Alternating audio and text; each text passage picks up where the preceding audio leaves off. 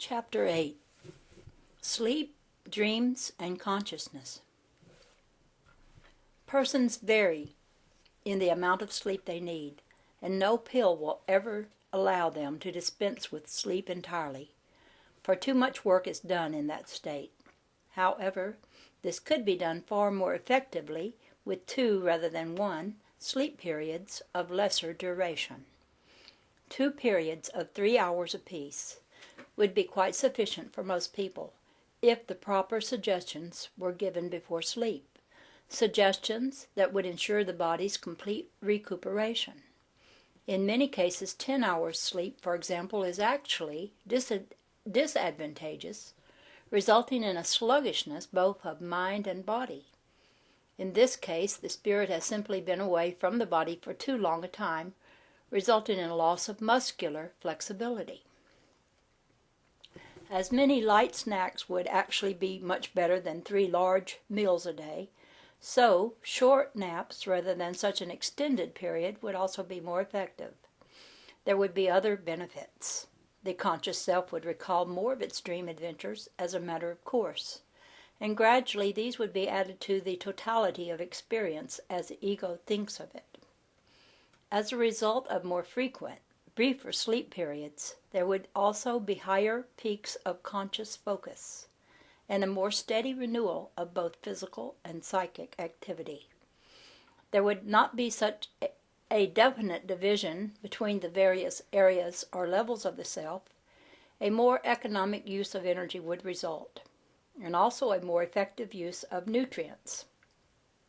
Consciousness, as you know it, would also become more flexible and mobile. This would not lead to a blurring of consciousness or focus.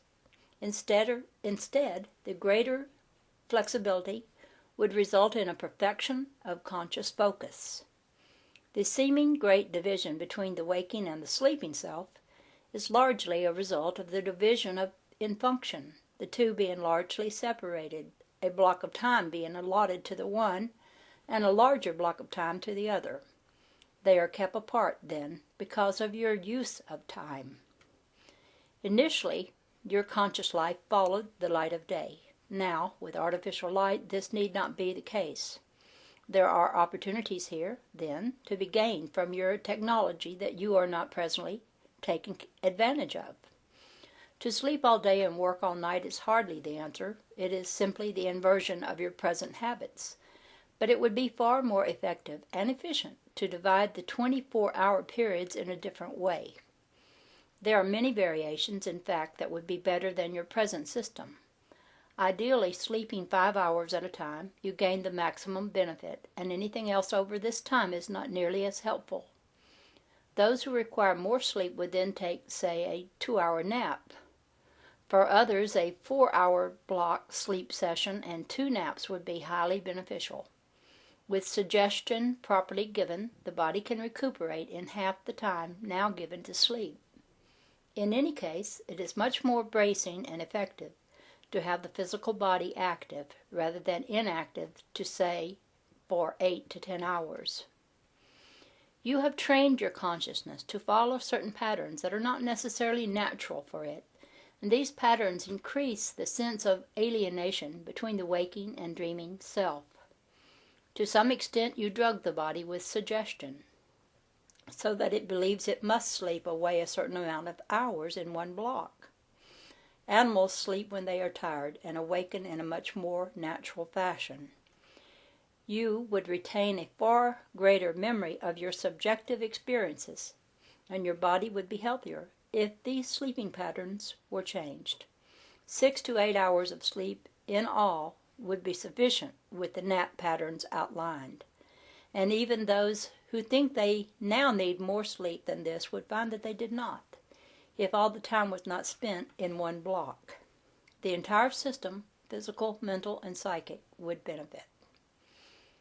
The divisions between the self would not be nearly as severe.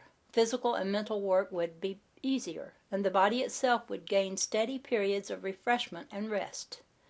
Now, as a rule, it must wait, regardless of its condition, at least for some 16 hours. For other reasons having to do with the chemical reactions during this dream state, bodily health would be improved.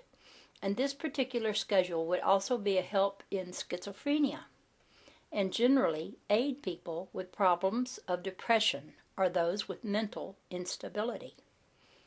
Your sense of time would also be less rigorous and rigid.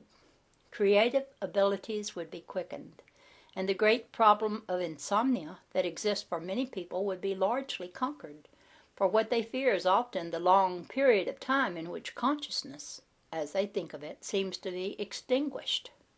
Small meals or snacks would then be taken upon rising.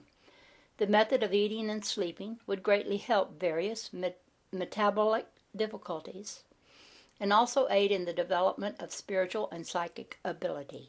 For many reasons, physical activity at night has a different effect upon the body than physical activity during the day, and ideally both effects are necessary. At certain times during the night, the negative ions in the air are much stronger, or numerous, than in the daytime, for example. And activity during this time, particularly a walk or outside activity, would be highly beneficial from a health standpoint. Now, the period just before dawn often represents a crisis point for persons severely ill.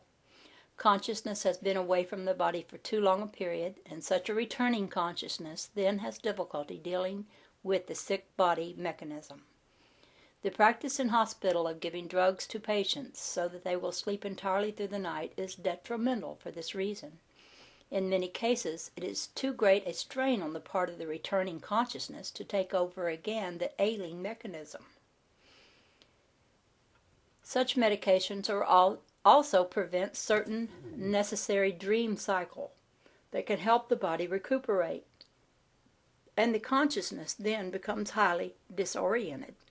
Some of the divisions between different portions of the self, therefore, are not basically necessary, but are the result of custom and convenience. In earlier periods of time, even though there were no electric lights, for example, sleep was not long and continuous at night, for sleeping quarters were not as secure.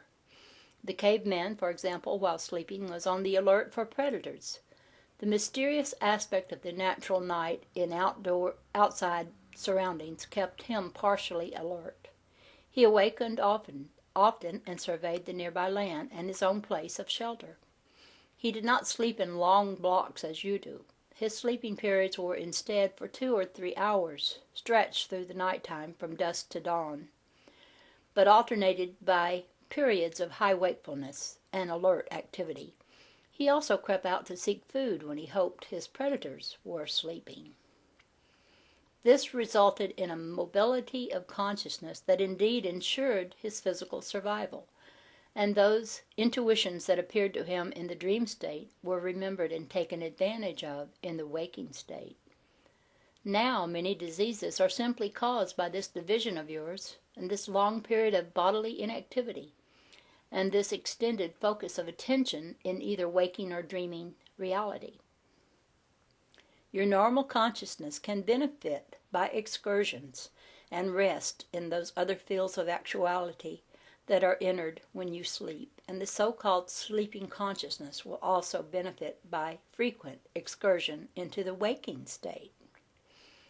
I bring all these matters here because such changes in habitual patterns would definitely result in greater understanding of the nature of the self. The inner dreaming portions of the personality seem strange to you not only because of a basic difference of focus, but because you clearly devote opposite portions of a 24-hour cycle to these areas of the self. You separate them as much as possible. In doing so, you divide your intuitive, creative, and psychic abilities quite neatly from your physical, manipulative, objective abilities. It makes no difference how many hours of sleep you think you need. You would be much better off sleeping in several shorter periods, and you would actually then require less time. The largest sleep unit should be at night, but again, the efficiency of sleep is lessened, and disadvantages set in after 6 to 8 hours of physical inactivity.